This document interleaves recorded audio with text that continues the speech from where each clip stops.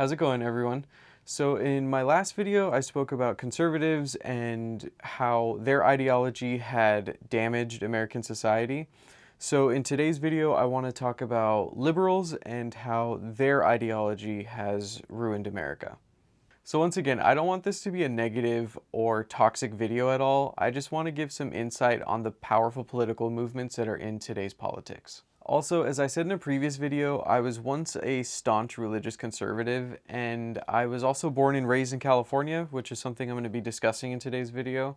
So I just wanted to get any kind of biases that I may have out there to be fully transparent with you guys. Modern liberalism is generally defined as an ideology that combines things like social justice, civil liberties, egalitarianism, and in general, a belief in a mixed economy. So when I refer to liberals in this video, I'm talking about contemporary left-wing liberals. I'm not talking about classical liberals, socialists, or other people on the far left. Prior to the rise of modern-day liberals, the term liberal typically referred to someone who believed in free markets and civil liberties, which today we would actually call a libertarian or a classical liberal. Like conservatives, liberals do not have a single political party of their own. Instead, the majority of US liberals are part of the Democrat Party and hold an incredible amount of power in shaping the Democratic platform. Also, like conservatives, liberals are only one part of the left. There are people who are much further left on the political spectrum, like socialists and communists, and there are also those who are more moderate, like the so-called blue dog Democrats. Modern-day liberalism took root in the US in the early 1900s, but its golden age came about when President Franklin Roosevelt came to power in 1933.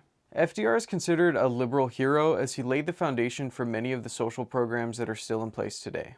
While liberalism was still finding its identity, most in the movement rejected free market capitalism, but they also rejected socialists and communists, and instead believed in a strong central government with a mixed economy. While conservative ideology has harmed America mainly in the arena of civil liberties, liberal ideology has likely been most harmful economically. New liberal policy proposals include things like Medicare for all, universal basic income, and the Green New Deal. These proposals, while well-intended, personify one of the biggest downfalls of liberal ideology, the inability to actually pay for the programs before they are implemented. Something that has already been implemented is the welfare state, otherwise known as the social safety net. A staple of American liberalism is the so-called social safety net, which includes programs like unemployment benefits, Social Security, Medicaid, and food stamps that are meant to prevent people from falling into poverty. While these programs meant well, I want to take a look at the harm they've created in many poor communities across the country. Welfare programs actually gave more money to women who weren't married, and they gave less money to those who had an employed husband in the home, which disincentivized marriage in many impoverished communities. Benefits were reduced as a family's income rose. Because of that, the poor were also disincentivized from raising their income, as even modest income increases could jeopardize their healthcare, food stamps, and other welfare programs. These types of programs that were created to help those in poverty often acted as a prison, keeping people stuck in poverty and often preventing them from being able to break that cycle. The largest program in the social safety net is Social Security. Social Security is a program that was actually signed into law by previously mentioned liberal favorite, President Franklin Roosevelt. When the program was first created, it was intended to be supplemental income in retirement. It was a safety net to make sure seniors wouldn't starve. However, today it's being used as a primary source of income by millions of seniors. 61% of Social Security beneficiaries depend on the program to make up the majority of their income. The program is being run so inefficiently by politicians and bureaucrats that many projections show Social Security going broke by the mid to early 2030s.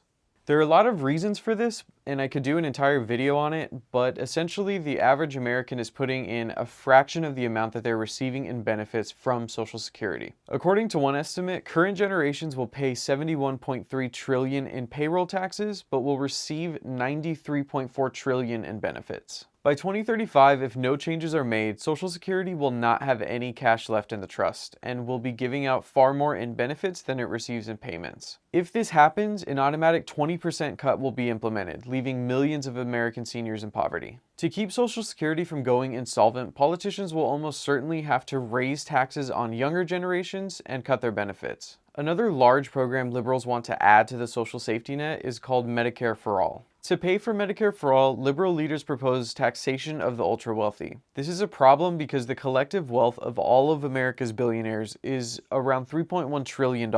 At current spending rates, that would fund the US government for less than 1 year. Another argument is that trillions of dollars have been spent by Republicans on wars and military spending in the last decade, when that could have been used for healthcare spending instead. Saying that your reckless spending plans are morally sound because the other side has done worse is the epitome of whataboutism. Also, the financial cost of a program like Medicare for All is astronomical, even by liberal standards. The first 10 years are likely to see a $28 to $32 trillion price tag, which would essentially double current federal expenditures. The more likely outcome would be the American middle class having their federal tax bill doubled. A newer policy proposal is called the Green New Deal. The Green New Deal sets out very ambitious goals to essentially lower the US carbon footprint to zero in an effort to stop climate change. The price tag of this proposal really puts Medicare for All to shame, with conservative estimates costing upwards of $52 trillion and higher estimates going up to $93 trillion. The thing about this is, even if every single proposal were followed, the economy was transformed, and the enormous price tag was paid, its effect on the planet would be negligible at best. China, Southeast Asia, India, and Africa are some of the fastest growing economies with exploding populations and are quickly becoming some of the biggest polluters on the planet. Without their cooperation, climate change and rampant pollution will continue unchecked, regardless of whether or not the Green New Deal or similar legislation is passed in the United States. Aside from national programs, liberal ideology has been extensively implemented in places like California. While California is the wealthiest state in the nation, with more billionaires than any other state, it also has the country's largest poverty-stricken and homeless population. Liberal policies of high taxation on goods from plastic and lumber to gas and paint have caused many to sink into poverty and have left many others just above water.